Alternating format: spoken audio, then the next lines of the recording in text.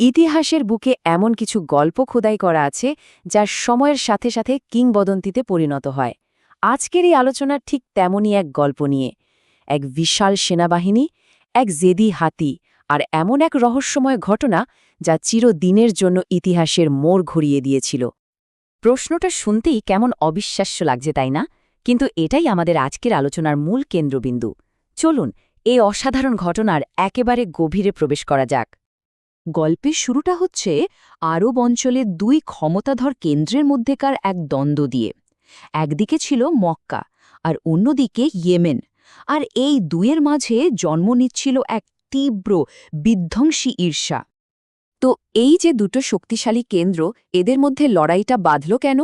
কারণটা কিন্তু খুবই সাধারণ, আর সেটা হলো ঈর্ষা। দেখুন, মক্কার কাবা তখন শুধু একটা পবিত্র স্থানই ছিল না, এটা ছিল আরবের ব্যবসা বাণিজ্য আর ক্ষমতার কেন্দ্রবিন্দু। সব গোত্রের মানুষ আসত এখানে, আর এর ফলে মক্কার সম্মান, প্রতিপত্তি, সম্পদ সব বাড়ছিল। আর ঠিক এই জিনিসটাই সহ্য হচ্ছিল না ইয়েমেনের রাজা আব্রাহার। সে চাইছিল এই সব ক্ষমতা তার হাতে আসুক। কিন্তু কে এই আব্রাহা? তার পরিচয়টা শুনলে বেশ অবাক হতে হয়। সে কিন্তু কোনো রাজবংশে জন্মায়নি, বরং তার ক্ষমতা দখলের গল্পটা ছিল এক কথায় বিস্ময়কর এবং একই সাথে চরম নিষ্ঠুরতায় ভরা। একবার ভাবুন তো, একজন সাধারণ দাস থেকে সে প্রথমে সেনাপতি হয়, তারপর নিজের মনিবের সাথেই বিশ্বাসঘাতকতা করে ইয়েমেনের স্বাধীন রাজা হয়ে বসে। এরপর আশেপাশের সব শক্তিকে এক এক করে হারিয়ে সে হয়ে ওঠে আরবের সবচেয়ে ক্ষমতাধর শাসক। তার উচ্চাকাঙ্ক্ষার যেন কোনো শেষ ছিল না। মক্কার প্রভাব আর কাবার প্রতি মানুষের টান দেখে আব্রাহা কিন্তু প্রথমেই সামরিক পথে যায়নি। সে ভেবেছিল এর চেয়েও ভালো একটা বুদ্ধি আছে। সে কাবার চেয়েও বড় কিছু একটা তৈরি করে সবার মনোযোগ কেড়ে নেবে। আর সেই ভাবনা থেকেই আব্রাহা তার রাজধানী সানাতে এক বিশাল চোখ ধাঁধানো গির্জা বানাল। বলা হয় এটি এতটাই জাঁকজমকপূর্ণ ছিল যে আরবের মানুষ এর আগে এমন কিছু দেখেইনি। তার একটাই উদ্দেশ্য ছিল, তীর্থযাত্রীদের যেন আর মক্কায় যেতে না হয়, তারা যেন সানায় আসে। কিন্তু তার এই পরিকল্পনা একদম মুখ থুবড়ে পড়ল। মানুষ সেই প্রাচীন সাদামাটা কাবা শরীফেই যেতে থাকল। আব্রাহার বানানো সেই জাঁকজমকপূর্ণ গির্জা খালিই পড়ে রইল। এই ব্যর্থতা আব্রাহার অহংকারে একটা বিশাল আঘাত করে, আর ঠিক তখনই সে তার শেষ এবং সবচেয়ে ভয়ঙ্কর পদক্ষেপটা নেওয়ার সিদ্ধান্ত নেয়। এবার গল্পের মোড় একদম ঘুরে যায়। আব্রাহা ঠিক করে যা বুদ্ধি দিয়ে হয়নি তা এখন অস্ত্রের জোরে আদায় করতে হবে, আর এভাবেই শুরু হয় তার ভয়ঙ্কর সামরিক অভিযানের প্রস্তুতি। সে প্রায় ৬০,০০০ সৈন্যের এক বিশাল সেনাবাহিনী তৈরি করে। তাদের লক্ষ্য ছিল একটাই, মক্কায় মার্চ করে কাবা ঘরকে মাটির সাথে মিশিয়ে দেওয়া। আব্রাহার বাহিনী যখন মক্কার সীমান্তে পৌঁছায়, তারা চারপাশে সবকিছু লুটপাট করতে শুরু করে।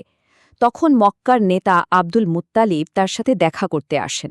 আব্রাহা ভেবেছিল তিনি হয়তো ভয় পেয়ে আত্মসমর্পণ করতে এসেছেন, কিন্তু আব্দুল মুত্তালিব শুধু তার চুরি হয়ে যাওয়া উটগুলো ফেরত চাইলেন।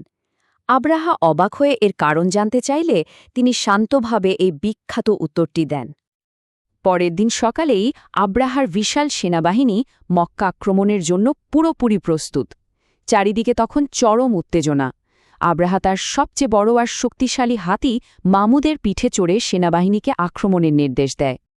কিন্তু ঠিক তখনই এমন একটা ঘটনা ঘটল যা কেউ কল্পনাও করতে পারেনি।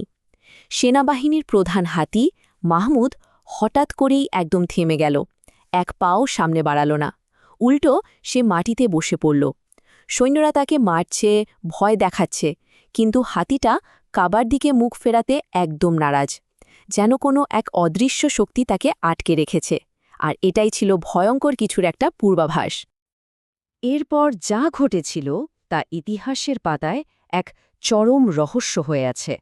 আক্রমণকারী সেনাবাহিনীর এক অদ্ভুত এবং প্রায় অলৌকিক বিনাশ হয়। হঠাৎ করেই পুরো আকাশ কালো হয়ে গেল।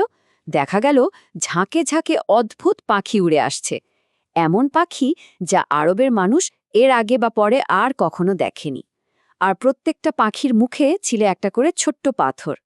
এই পাখিরা আব্রাহার বিশাল সেনাবাহিনীর ওপর সেই পাথরগুলো ফেলতে শুরু করে, আর সেই পাথরের আঘাতে সৈন্যদের শরীর পচে গলে যেতে থাকে।